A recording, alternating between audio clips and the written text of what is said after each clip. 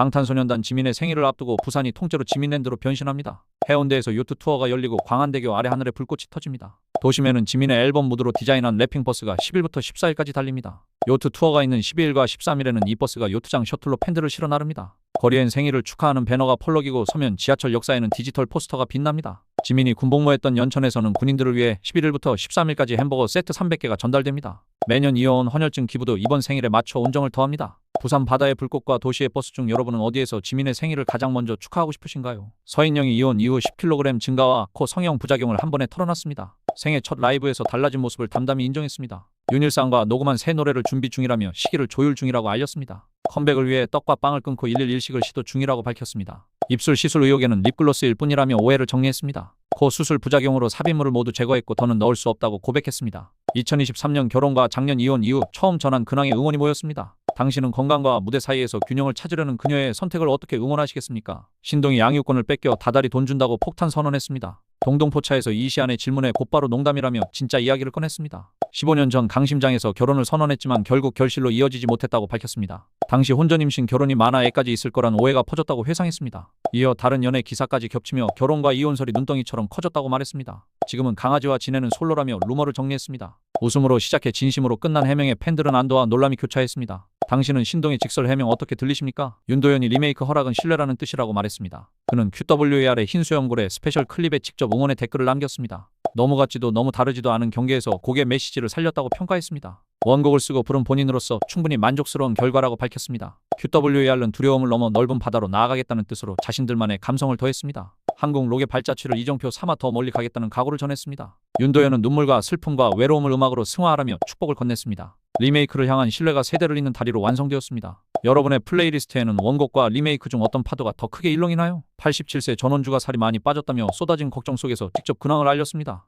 특정 세상에서 쉬는 날이 없다며 스케줄표가 꽉 차야 기분이 산다고 웃음을 터뜨렸습니다. 연세 타령하지 말라며 나이는 숫자일 뿐이라고 기운을 높였습니다. 전원주는 요즘 많이 먹지 않게 됐다며 담담히 답했습니다. 두 번의 사별과 남편의 사업 실패로 집안을 떠받쳤던 지난날을 돌아보며 꿋꿋이 버틴 시간을 고백했습니다. 아침에는 헬스장에서 힘차게 걷고 다리가 튼튼하다며 건강 루틴을 보여줬습니다. 돈은 결국 놓고 가니 이제는 내 배도 채우고 우아하게 살겠다는 다짐을 전했습니다. 당신은 전원주의 이 변화 응원하고 계신가요? 귀화 3년차 가수 강남이 한글날에 54km를 달려 태극기를 그리겠다고 선언했습니다. 스케치런으로 지도를 캔버스 삼아 태극에 선을 잇겠다고 준비했습니다. 원래 16km 계획이었지만 스스로 목표를 54km로 올리며 판을 키웠습니다. 유튜브 4년차 구독자 125만의 응원을 달리기로 돌려주겠다고 약속했습니다. 경로는 태극 문양과 깃발의 틀을 형상화해 지도 위에 대한민국을 새길 예정입니다. 11시간에 가까운 장거리라 페이스 관리와 수분 보충이 관건이라고 말했습니다. 한글의 날에 고마움을 몸으로 쓰는 태극기 러닝으로 추억을 새기겠다고 전했습니다. 여러분은 한글날에 어떤 도전으로 마음을 기록하시겠습니까? 이제 오드리 누나 레이 아미가 지미 펠런쇼에서 골든을 완창했습니다.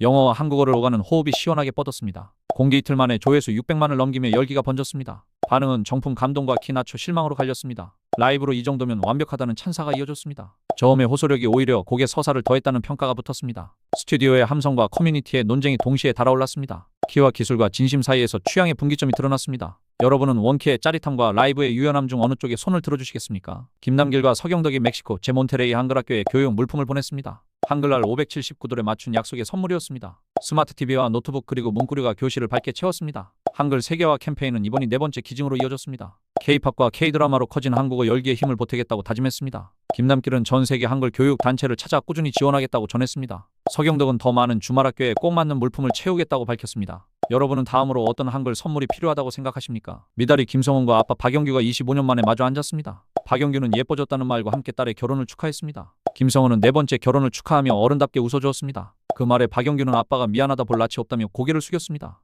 신동엽의 커피 시키신 분 순풍 패밀리에서 시작된 이재회는 추억을 깨웠습니다. 이창호는 순풍이 있어서 행복했다며 대본 다발을 들고 다니던 시절을 떠올렸습니다. 촬영장 부모님 안부를 묻고 오빠였던 호칭을 웃으며 소환하니 시간이 녹아내렸습니다. 여러분은 박영규의 솔직한 사과와 순풍 가족의 재회 어떻게 보셨습니까? 미자와 김태현이 결혼 4년차에 이세를 포기한다고 솔직히 밝혔습니다. 팬이 혹시 아기 계획이 있냐고 묻자 미자는 나이가 있어서 이젠 어렵다고 답했습니다. 기대와 현실 사이에서 부부가 내린 결정이라며 담담함을 보였습니다. 댓글 창에 늦지 않았다부터 선택을 존중한다까지 다양한 응원이 쏟아졌습니다. 둘은 일과 일상에 집중하며 지금의 행복을 지키겠다는 마음을 전했습니다. 부부의 삶에는 각자의 속도와 방식이 있다는 메시지가 전해졌습니다. 쉽지 않은 고백이었기에 더 큰 용기와 배려가 느껴졌습니다. 여러분은 부부의 아이 계획처럼 아주 개인적인 선택을 어디까지 존중하실 건가요? 바다와 유지는 브라이언의 새 집에 모였고 슈는 보이지 않았습니다. 연휴 끝자락에 추억을 소환했다는 말과 함께 웃음 가득한 분위기를 전했습니다. 하지만 사진 속에 슈가 또 없자 불화설이 다시 고개를 들었습니다. 슈는 최근 단독 팬미팅과 인터뷰에서 불화설은 사실이 아니라고 선을 그었습니다. 그럼에도 사진 한 장이 올라올 때마다 시선은 셋의 거리감에 멈췄습니다.